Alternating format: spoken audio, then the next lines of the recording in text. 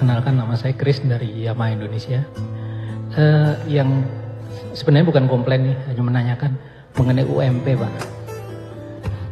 Kebetulan saya di HRD. Kami punya karyawan 11.000 lebih dengan 2 pabrik juga di Kerawang. Di pertamanya kami sudah hitung dengan kenaikan sekitar sekian puluh ribu.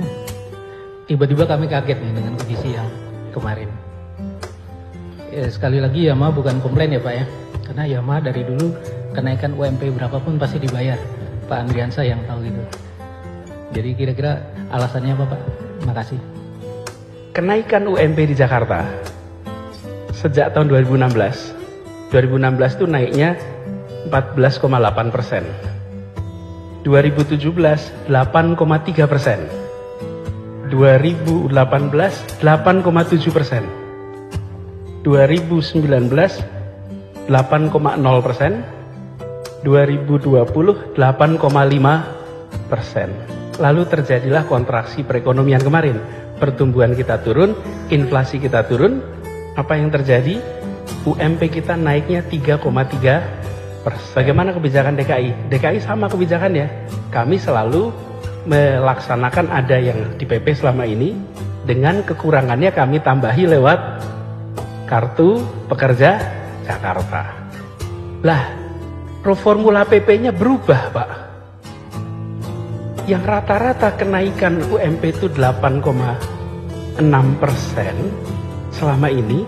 Tahun 2021 PP 78 2015 berubah PP 36. Yang tahun lalu saja kondisinya kita berat 3,3%, dengan formula baru keluarnya 0,8%, di bawah 1%. Saya pun kaget loh. Bagaimana mungkin di Jakarta yang biasanya kenaikannya 8%, lalu kondisi sulit naik 33, dan buruh pun menerima. Karena pada waktu itu kondisinya memang sulit. 3,3. Hari ini kondisinya lebih baik, perekonomiannya, pertumbuhan meningkat, justru UMP-nya malah turun dari rata-rata 8% menjadi 0,8. Sekarang Bapak Ibu copot baju kita, pakai akal sehat. Kira-kira kalau kita dalam posisi itu normal tidak Bapak Ibu? Di Jakarta kenaikan 0,8. Kalau kenaikan 0,8 sudah hampir pasti problem akan muncul. Kita 1,5 tahun ini mencoba menyelamatkan stabilitas sosial di Jakarta. Tadi saya ceritakan tuh, supaya Jakarta anteng, tenang, semua orang cukup. Lah kok sekarang kenaikan UMP-nya di bawah inflasi? That doesn't make sense. Jadi kami sampaikan, ini problemnya adalah formula baru telah mengganggu stabilitas yang ada di Jakarta. Nah sekarang kondisi sudah membaik nih. Dalam kondisi sudah membaik, Pak, rumus yang biasa kita pakai, kami terkaget-kaget.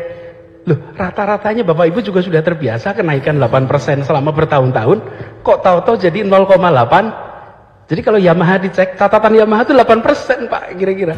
Lah kok sekarang mau 0,8 gitu Pak. Bayangkan? Nah, jadi problemnya Bapak sekalian, menurut saya ini rumus formulanya. Apa yang dilakukan? Kita putuskan.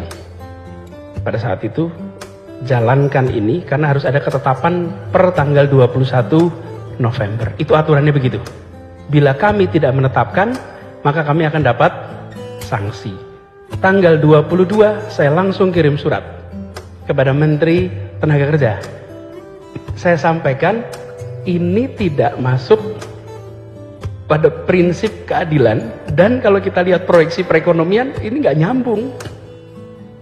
Jadi Pak, 21 kita keluarkan, 22 kami kirim surat.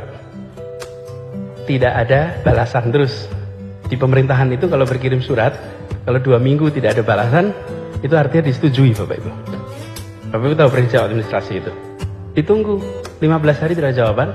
Tanggal 16 kemarin, 16 Desember, kita gunakan angka 5,1 itu. Angka 5,1 itu bukan angka bikinan kita Pak. kita menggunakan rumus yang biasa digunakan selama ini. Jadi ketemunya kali 5,1.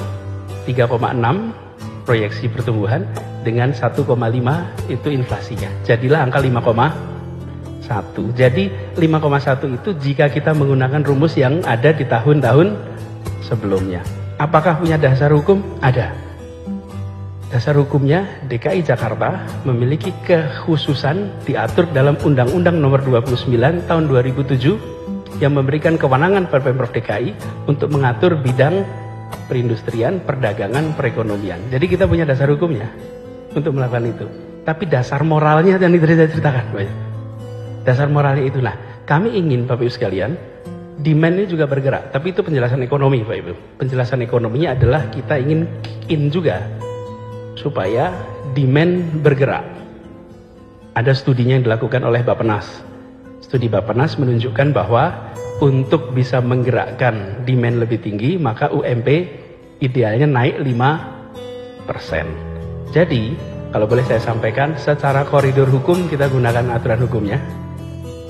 Lalu runtutan sejarahnya, kenapa kok munculnya bentuknya revisi? Karena di awal kami terus terang terkejut, Pak.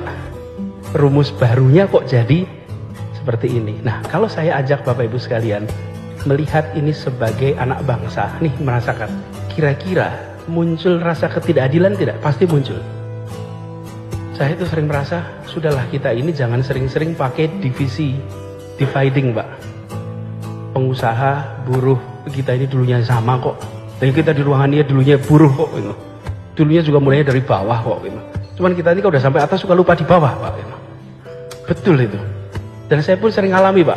Coba kalau Pak foto-foto, ini pengalaman pribadi, Pak. Foto-foto itu, ayo Pak ikut foto-foto. Itu setelah selesai foto, nanti nggak lama ada yang bilang, udah Pak ini capek. Yang bilang capek siapa? Yang udah foto, Pak.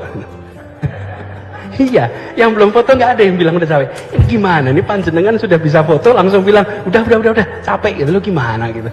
Ini kan kita itu begitu. Dulu kita hidup sulit, kita jalani. Begitu kita udah naik, lupa sama yang di belakang. Nah, kami di Jakarta ingin yang besar tambah besar, tapi yang kecil tolong tambah besar juga. Jangan yang kecil tetap kecil, yang besar tambah besar. Membesarkan yang kecil tanpa mengecilkan yang besar. Yang besar tambah besar, tapi yang kecil juga boleh ikut besar. Gitu kira-kiranya. Nah, ini Bapak Ibu sekalian, sebabnya kita ambil policy itu, dan kami berharap, yuk bebannya dipegang sama-sama. Nah, sekarang kami minta Bapak Ibu sekalian, yuk kita bangkitnya sama-sama. Jangan bangkit sendiri-sendiri. Bangkit sama-sama, ya pekerjanya bangkit, ya pengusahanya bangkit, ya ekonominya bergerak. Dan itu yang kita inginkan untuk Jakarta kita. Dan Bapak Ibu, kita makan malam di sebuah gedung yang lokasinya hanya 1,1 km dari gedung namanya Gedung Pancasila, Bapak Ibu. Gedung Pancasila itu apa? Gedung tempat disepakatinya pendirian Republik ini, Bapak Ibu. Dan tidak ada kalimat lain yang menjadi alasan kenapa Republik ini didirikan kecuali untuk kalimatnya satu, menghadirkan keadilan sosial bagi seluruh rakyat Indonesia. That's the only purpose.